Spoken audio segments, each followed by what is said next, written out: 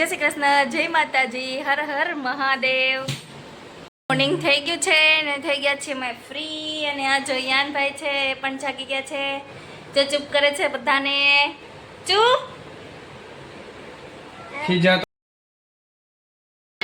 શું કરસ મોહિત? ચાંદલો ચોટાડો। કોને ચાંદલો ચોટાડસ તું? પણ યાનને ચાંદલો ચોટાડાય કઈ? ચોટાડાય એને કેમ તારે ચાંદલો ચોટાડોસ? કેવો લાગે તો પણ આટલી બધી થોડી ને વાર હોય, 10 કલાક કરે એમાંય હરખો ચાંદલો નહીં ચોટાડે। ઈ સાઈડમાં ચોટાડો, એમ થોડું ના લે, હવે થોડોક તો હરખો ચોટાડ। ઈ હરખો તો રેવો જોઈએ ને, પણ એને હુડાવીને ચોટાડાય। હા હું આદરી હે અમારી યાનને છોકરી બનાવી દે લે। પણ મોહિત કઈ હાવ આમ નો બિચારાને પકડી રાખે હે બે હાથે। વાહ, ઈ હું કઈલું ડેડીએ? ચાંદલો ચોટાડો કે હવે ઊભો તો કરો। આને હું હીરો નીકળી ગયો ના યાન ભાઈ મારી હામો જોવો। આ મમ્મા હામુ જોતો યાન ઈ આ છો કઈલું તે મમ્મા હામુ જીપલી કાઢ દે, ચોપ કહી દે, ચોપ ચોપ। ઓહો બા યાન તારું નાક ક્યાં ગયું? યાન યાન નાકા યાનનું નાક ક્યાં ગયું? નહીં આર્યું કાં ગયું? નથી બતાવું નાક। હવે યાનભાઈના ડેડી જાય છે બહાર, તો યાનભાઈને ખબર પડી ગઈ છે કે ડેડી બહાર જાય છે, એટલે ભાઈ જો ત્યાં ઊભા છે કે ડેડી જાય તો પાછળ પાછળ જાઓ ને રો જોવો। અમારે રામપ્યારી લઈને અમે નીકળી ગયા છીએ, ક્યાં જવાના છે ખબર છે? આવો બતાવું સરપ્રાઈઝ। તો જુઓ મારો વિડીયો।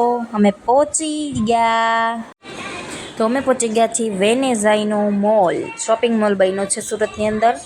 તો આજે સન્ડે હતો ને ફ્રી હતા, તો કીધું કે ચાલો જોઈ આવીએ કેવો છે।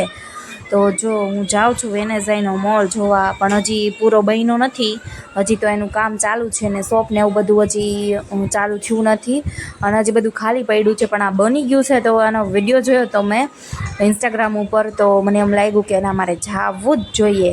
અને ફાઇનલી અમે પહોંચી ગયા છીએ વેનેઝાઈનો મોલ। અને અહીંયા તો ટ્રાફિક એટલે તો માણસો જોવા આવ્યા હતા ગજબના, ક્યાંય જગ્યા નથી, અને હજી મોલ શરૂ નથી થયો તો ગરમી પણ એટલી હતી।